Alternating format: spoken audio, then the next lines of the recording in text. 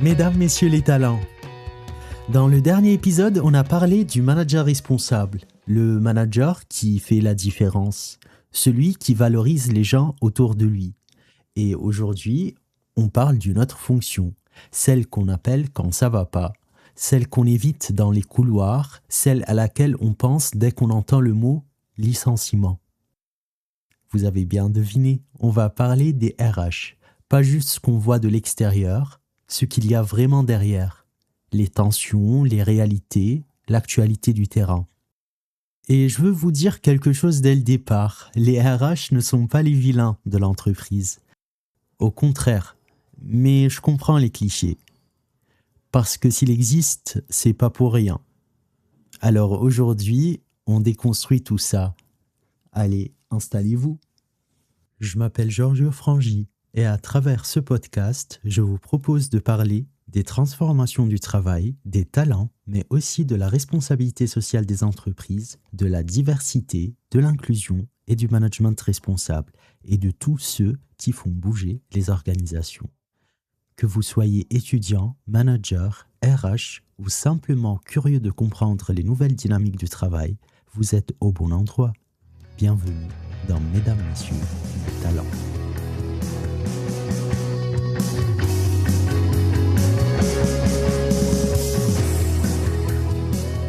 J'ai posé une question autour de moi à des gens qui ne travaillent pas forcément dans les RH. Et la question, c'est pour toi, c'est quoi les RH ? Et les réponses, souvent les mêmes. Recrutement, paye, administratif et licenciement. En vrai, vous avez pas tort. Tout ça, ça fait partie du métier. Mais c'est juste le sommet de l'iceberg. En dessous, il y a quelque chose d'immense, de dense, souvent invisible. Et d'ailleurs, même le nom a évolué. On est passé de gestion des personnels à ressources humaines et certains disent aujourd'hui relations humaines ou richesse humaine. Mais en vrai, on est toujours RH. Et c'est pas juste une mode. C'est parce que le monde du travail a profondément changé. Et pour comprendre ce que vivent les professionnels RH, voilà l'image que j'ai en tête. Imaginez quelqu'un debout sur une ligne de crête. D'un côté, il y a les salariés, leurs attentes, leur bien-être. Et de l'autre, il y a la direction, les actionnaires, les objectifs. Et vous, vous êtes au milieu. Pas vraiment d'un côté et pas vraiment de l'autre. Dave Ulrich, une des grandes références mondiales en management RH, a mis des mots là-dessus. Dans son modèle, il identifie aujourd'hui 9 rôles pour le DRH. Parmi ces 9 rôles, il y en a un qui résume tout. The Paradox Navigator. Littéralement, ça veut dire celui qui navigue dans les paradoxes. Rendre les employés heureux tout en satisfaisant les actionnaires. C'est ça l'injonction paradoxale du RH. Et ce rôle ne s'arrête pas aux portes du bureau. Les RH représentent l'image de l'entreprise en réseau, en soirée pro et parfois même dans leur vie perso. Tout le temps. J'ai cherché si cette position génère une charge mentale plus forte pour les RH. Et en tapant sur Google « charge mentale des RH », je vous invite à le faire, je suis tombé sur des articles qui demandent aux RH de gérer la charge mentale des autres. Et alors, leur propre charge mentale à eux ? Quasi rien. C'est un angle mort. Et je trouve ça révélateur. Bon, parlons du vrai travail. Parce que, au-delà de la paye, la gestion administrative, de l'organisation du travail, le quotidien d'un professionnel RH, ça ressemble à quoi concrètement ? Le recrutement d'abord. Pas juste publier une annonce sur LinkedIn ou sur Indeed. C'est construire une stratégie. C'est conduire des entretiens, c'est intégrer les nouveaux et surtout les fidéliser pour qu'ils restent. 2, j'ai en tête la marque employeur. Donc, les RH prennent une casquette de communication.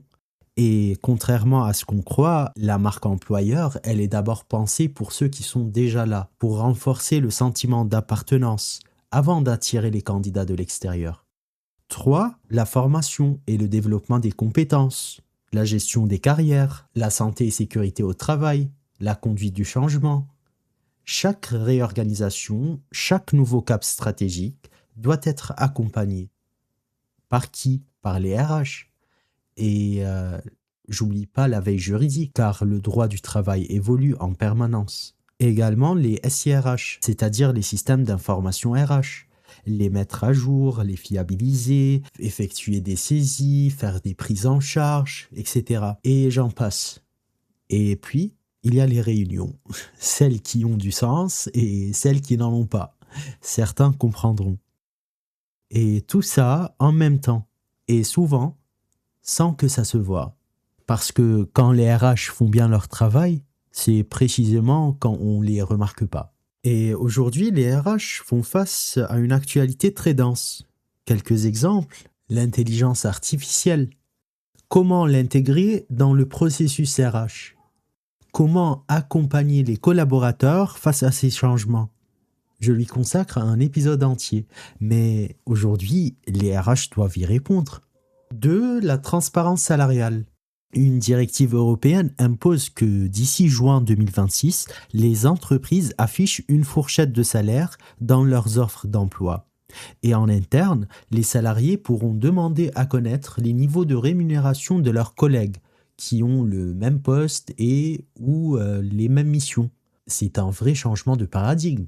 Et selon une étude publiée début 2026, plus de 75% des entreprises n'ont pas encore commencé à se préparer. 3. La féminisation des instances de direction. Et depuis mars cette année, de nouvelles obligations encadrent la parité dans les postes de direction. Les RH doivent y répondre de manière concrète, pas seulement formelle. Et une actualité très concrète, la hausse des prix des carburants ce mois-ci. Le président d'Aix-Marseille Université a mis en place un 3e jour de télétravail pour les agents de l'université, pour les aider à faire face à cette hausse de prix. Une décision RH directement liée à un enjeu du quotidien. Et une bonne nouvelle aussi, la Cour de cassation a statué qu'un employeur ne peut plus licencier une salariée enceinte pendant sa période d'essai sans motiver sa décision. Une avancée réelle, et les RH sont en première ligne pour la mettre en œuvre. Et puisque ce podcast parle de talent, toutes les entreprises disent vouloir recruter des talents. Mais déjà, c'est quoi un talent? Des chercheurs ont montré que les critères sont souvent flous, subjectifs, parfois contradictoires. Et quand les gens perçoivent ces incohérences, la confiance s'érode, l'engagement suit. Et la définition varie d'un secteur à l'autre.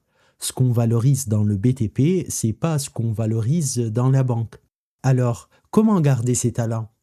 Il y a un concept qui m'a vraiment interpellé, l'ikigai. C'est un mot japonais qui signifie raison d'être. C'est l'intersection entre ce qu'on aime faire, ce dans quoi on est bon, ce dont l'entreprise a besoin et ce pourquoi on est rémunéré. Des recherches montrent que quelqu'un qui trouve du sens dans son travail, il reste. Mais la rémunération reste bien sûr un facteur clé. Et oui, même pour la génération Z. Mais la raison d'être joue un rôle essentiel. Et ça, c'est au cœur du rôle des RH. Avant de finir cet épisode, il faut qu'on parle de ce sujet, celui qu'on évite, parce qu'il est incontournable, le licenciement. En 2018, l'émission Envoyé spécial diffusait un reportage intitulé L'exécuteur, confession d'un DRH. Un ancien directeur des ressources humaines y racontait plus de 20 ans passés à licencier, avec des méthodes très limites. Par exemple, forcer des managers à sous-noter leurs équipes pour justifier des départs, désigner des noms sur des listes, et j'en passe. Je comprends pourquoi ça fait parler. Parce que ça alimente l'image du DRH froid, cynique, sans émotion. Et je ne dis pas qu'il n'existe pas de mauvais RH, comme il existe de mauvais managers, de mauvais dirigeants. On est tous humains, avec nos failles. Mais la réalité est plus nuancée. Des travaux de recherche, notamment publiés dans The Conversation, montrent que beaucoup de professionnels RH n'y trouvent aucun plaisir. Certains parlent même de souffrance. Une vraie tension entre ce que leur rôle exige et ce qu'ils ressentent en tant que personne. La chercheuse Caroline Diard le dit clairement. Un RH peut éprouver une vraie souffrance s'il n'arrive pas à mettre à distance la dimension affective. Et dans les cas extrêmes, un certain cynisme peut apparaître, pas par choix, par épuisement, par accumulation. Donc non, le licenciement ou autre sujet RH, c'est pas vraiment un plaisir pour les professionnels RH. C'est une exigence du poste, difficile, humaine et qui demande une posture empathique, pas froide. Et tous les points qu'on vient d'aborder m'amènent à une question simple. Qui prend soin des RH ? Les RH mettent en place des dispositifs d'écoute, des formations, des outils de prévention du burn-out pour les autres, mais leur propre santé mentale à eux. Les professionnels RH cumulent plusieurs facteurs de risque, comme la gestion de crises à répétition, la pression des injonctions contradictoires, la manque de reconnaissance, et surtout le fait de devoir absorber et contenir les émotions des autres, sans espace pour exprimer les siennes. Si on attend des RH qu'ils prennent soin des autres, il faut aussi prendre soin d'eux. C'est pas un luxe, c'est plutôt une cohérence. Alors, au fond, c'est quoi les RH ? Ce ne sont pas des vilains, ce ne sont pas des machines administratives, ce ne sont pas des exécuteurs. Ce sont des professionnels qui naviguent dans un espace de tension permanente, qui portent beaucoup, souvent sans qu'on le voie, qui prennent soin des autres et qui ont eux aussi besoin qu'on prenne soin d'eux.